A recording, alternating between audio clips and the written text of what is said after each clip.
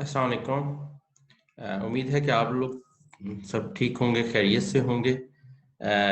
जैसा कि पिछली प्रेजेंटेशन में भी और इंट्रोडक्शन में भी मैंने आपके साथ शेयर किया कि मैं आइंदा वीडियोस में जो कॉमन साइंसी चीज़ें हैं वो फार्मर के लिए इस तरह शेयर करूँगा ताकि वो अप्लाई कर सकें, और उसके साथ साथ स्टूडेंट्स के लिए भी, ताकि वो उसको अपने नॉलेज में इजाफा कर सकें और अल्टीमेटली फार्मर्स को बता सकें कि उनको किस तरह अप्लाई करना है। तो इसी सिलसिले में एक लास्ट वीडियो जो मैंने अपलोड की, वो वीडियो थी कि काव्स को कब चारा डालना चाहिए या नहीं डालना चाहिए या कैसे डालना चाहिए, और अगर आप कौन सा वंडा खिला रहे हैं तो कितना डालना चाहिए। ये तमाम तर चीज़ें उस वीडियो में बताई गई। वो वीडियो थोड़ी है इंग्लिश लैंग्वेज में है क्योंकि मैंने वो रिकॉर्ड की जब मैं उधर यूएसए में था। ठीक है, पर अगर ज़रूरत पेश आई और तो उसको उर्दू में भी तब्दील किया जा सकता है, तो हम इंशाल्लाह फ्यूचर में उसको उर्दू में भी आपके लिए उसको अवेलेबल किया जा सकता है। पर आज जो टॉपिक जो मैं डिस्कस करने जा रहा हूँ आप लोगों के साथ, वो एक बहुत इम्पोर्टेंट टॉपिक है, और स्पेशली फार्मर हजरात के लिए, कॉम लाइफ स्टॉक फार्मर हजरात के लिए, और जो वेटनेरियंस हैं और एनिमल साइंस के तालिब इल्म हैं उनके लिए। और आप सब फार्मर लोग उससे रिलेट कर सकते हैं कि एक कॉमन मिथ बनी हुई है कि वनडे के अंदर यूरिया है या नहीं है। अक्सर औकात वनडे वाले ऊपर बाद औकात लिख के भी सेल करते हैं कि इसमें यूरिया नहीं है और इसका इतना रेट है, ये चीज़ एक्सपेंसिव है, या ये जाहिर किया जा सकता है जो यूरिया डाल रहा है वो बहुत बुरा कर रहा है, और जो यूरिया नहीं डाल रहा वो बहुत अच्छा कर रहा है। तो इस ये एक बड़ी कंफ्यूजन की हालत है कि क्या यूरिया डालना चाहिए या नहीं डालना चाहिए, अगर डालना चाहिए तो कितना डालना चाहिए, या अगर यूरिया डाला जाए तो उसका क्या फायदे हैं, या अगर डाला जा रहा है तो उसके क्या नुकसानात हो सकते हैं। तो उसके बारे में एक जो साइंसी एतबार से जो ये एक कंफ्यूजन है, उसको दूर करने की आज की वीडियो में एक मेरी कोशिश है। तो उस सिलसिले में सबसे पहले हमें समझने की ज़रूरत है कि यूरिया है क्या। और यूरिया हमें पता है कि हम खाद के तौर पे यूज़ करते हैं, और ये एक नाइट्रोजन का सोर्स है, और ये जो पौधे हैं वो अपनी बढ़ोतरी के लिए उनको ज़रूरत होती है। ठीक है, तो एक ये कॉमन खाद जो सफ़ेद रंग की होती है यूरिया डीएपी, उसमें वो यूरिया का सोर्स है। तो क्या वजह है कि ये जानवरों में खास तौर पे जो रूमिनेंट्स हैं या कैटल है, शीप है, बफलो है, भेड़, बकरी, गाय, भैंस, इनकी खुराक में शामिल क्यों किया जा सकता है। और ये कभी हम ये नहीं सुनेंगे कि यूरिया चिकन्स की फीड में, मुर्गियों की फीड में शामिल किया जा रहा है या नहीं किया जा रहा, या इंसानों की फीड में हो रहा है या नहीं हो रहा। हमेशा जब भी बात होगी तो यूरिया की शमूलियत के बारे में डिस्कस होगा, तो वो रूमिनेंट दो जो जुगाली कर सकते हैं उनकी उन जानवरों के बारे में बात होगी। ठीक है, तो क्या वजह है वो जानवर क्यों यूरिया इस्तेमाल कर सकते हैं, और उनकी खुराक में यूरिया का इस्तेमाल के बारे में क्यों बात होती है। तो उसको समझने के लिए पहले ज़रूरी है कि हम उनकी फिजियोलॉजी को समझें, कि उनके मेदे में निज़ाम इंतज़ाम को समझें, उनका जो निज़ाम है कि वो कैसे खुराक को हज़म करते हैं, हम वो जानें। ठीक है, तो ये तमाम जो जुगाली करने वाले जानवर हैं, इनका जो निज़ाम है वो सादा नहीं है। ठीक है, उनका मैदा एक नहीं है, बल्कि उसके एक ही मैदा है, उसके मुख्तलिफ कंपार्टमेंट्स हैं, मुख्तलिफ हिस्से हैं, और उनमें से सबसे जो इम्पोर्टेंट हिस्सा है जिसको हम कहते हैं रूमेन, और रूमेन से वो सबसे इम्पोर्टेंट और मुख्तलिफ हिस्सा है इंसानों से और मुर्गी से भी। ठीक है, वो क्या है, वहाँ पे छोटे छोटे जो है माइक्रोब्स, बैक्टीरिया रहते हैं, और वो बैक्टीरिया जो हैं जानवर को खुराक हजम करने में मदद देते हैं। ठीक है, मतलब आप समझें जिस तरह से बात है कि हम पट्ठे खा के हमारा वजन नहीं बढ़ सकता, हम अगर पट्टे खाना शुरू करें या हम चिकन को या मुर्गी को अगर हम पट्टे खिलाएं, क्या वो अंडे देगी? हरगिज नहीं। और उसके मतवाजन उसके उसके अपोजिट अगर हम जानवरों को पट्टे खिलाते हैं तो वो ना सिर्फ वजन बढ़ा सकते हैं बल्कि हमें दूध भी देते हैं। तो क्या खास चीज है उनमें कि वो ये कर सकते हैं और हम ह्यूमन बीइंग और पोल्ट्री ये नहीं कर सकते? तो जो सबसे इम्पोर्टेंट चीज है वो ह्यूमन के अंदर जो है माइक्रोब्स या हशरात जो रहते हैं वो उनको मदद करते हैं कि कुदरत ने वहां पे उनको रखा हुआ है, तो वो जो भी चीज खाते हैं तो ह्यूमन के अंदर वो उसको अपना हिस्सा वहां से ले लेते हैं और जानवर को कुछ हिस्सा दे देते हैं। तो किस तरह से जो चीज हम लोग हजम नहीं कर सकते वो माइक्रोब्स गाय या भैंस को हजम करने में मदद देती है। और उस तरीके से वो जो उस तरह से वो इस्तेमाल करके वो दूध या गोश्त की शक्ल में हमें खुराक पैदा करके देते हैं। और इसी तरह से अब ये जो यूरिया वाली बहस है, ये बहस भी वही र्यूमन से ही शुरू होती है कि र्यूमन कैसा है, इनमें प्रोटीन कैसी होती है और क्या बैक्टीरिया क्या करता है। तो उस हवाले से मैं आपके साथ एक चंद स्लाइड्स हैं वो मैं शेयर करता हूँ। वो उन स्लाइड्स में थोड़ा एक्सप्लेन किया गया है कि कैसे जो प्रोटीन का मेटाबॉलिज्म है वो एक गाय या भैंस या बकरी या भेड़ के र्यूमन में हो रहा है। ठीक है, तो वो मैं अभी आपके साथ शेयर करता हूँ, फिर हम मजीद बात करते हैं। ठीक है, तो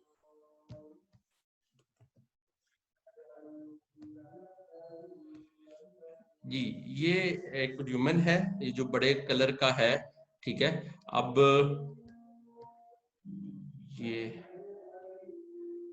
ये चीज जो है ये सारी है ह्यूमन है, उजरी है जो भेड़ या बकरी या किसी के अंदर भी होता है।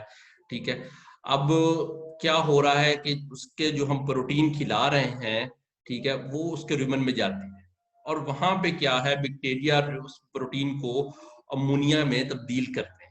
ठीक है, और वो प्रोटीन को अमोनिया में तब्दील करने के बाद जब बैक्टीरिया को ताकत मिलती है, एनर्जी मिलती है, तो वो बैक्टीरिया क्या है उस अमोनिया को अपनी बढ़ोतरी के लिए यूज करते हैं।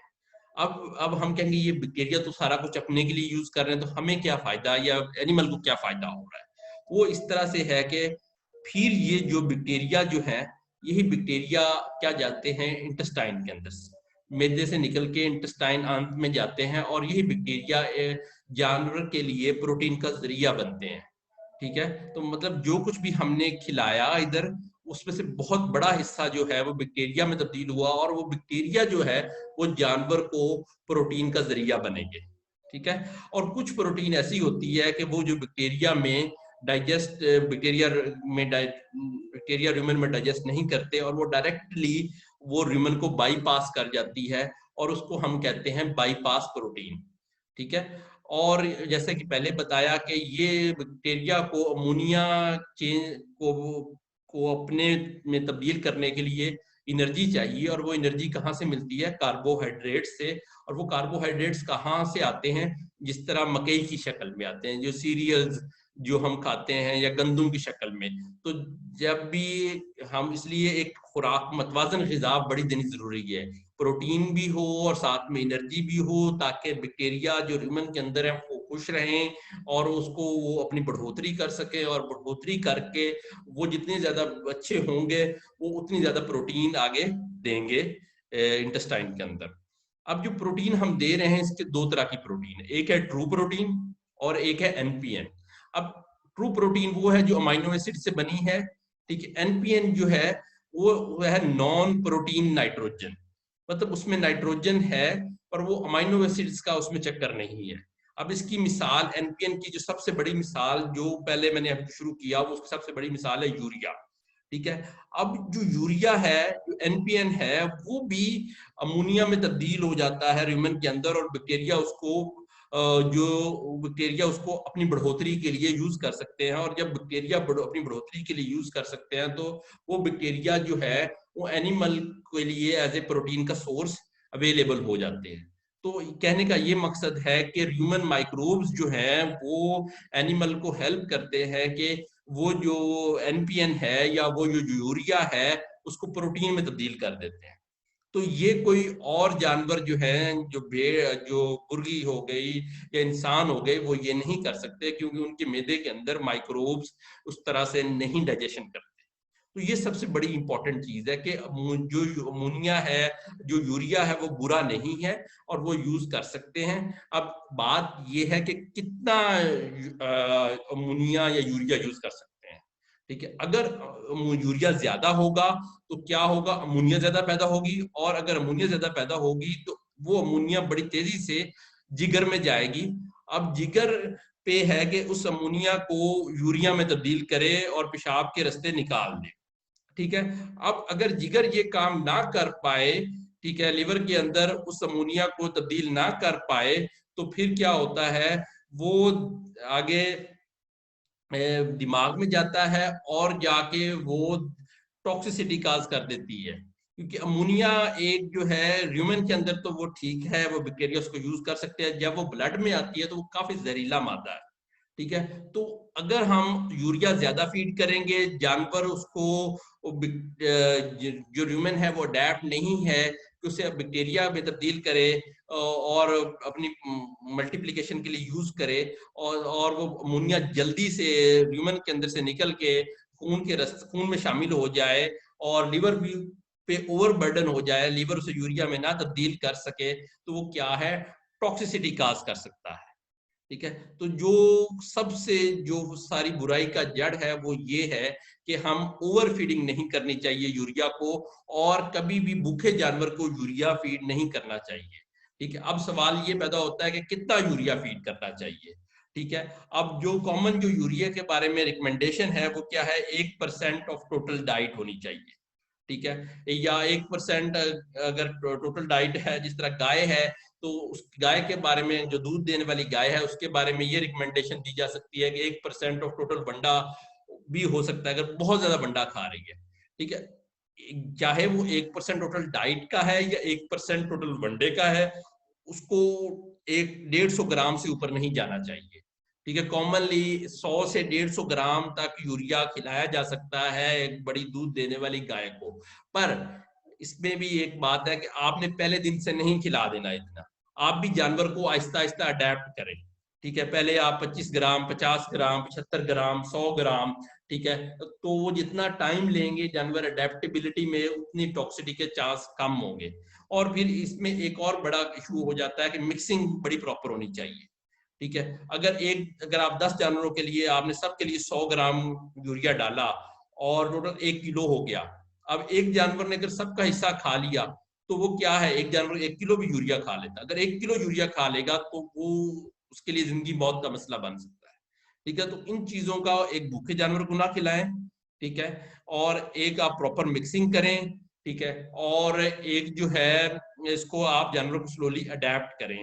ठीक है, तो ये चीजें की जा सकती है। इसी तरह जो अगर बीफ जानवर हैं, ठीक है, अगर फरबा करने वाले जानवर हैं, उनको भी उनकी खुराक का भी 1% हिस्सा शामिल किया जा सकता है। उनमें भी 50 से 100 ग्राम तक आप जो है यूरिया शामिल कर सकते हैं। तो इसमें कोई बुरी बात नहीं है, और ये एक काफी अच्छा प्रोटीन का सोर्स है, और स्पेशली उन डाइट्स में बड़ा अच्छा है जिनमें हम बहुत ज्यादा हम खिला रहे हैं कार्बोहाइड्रेट्स, मतलब हम मकई बहुत ज्यादा है, हम उसमें गंदुम बहुत ज्यादा है। गंदुम तो होना बड़ी मुश्किल है रुमिनेंट्स की डाइट में, एक्सपेंसिव बहुत ज्यादा है। अगर मकई बहुत ज्यादा है तो वो जो यूरिया जो है वो आप खिला सकते हैं।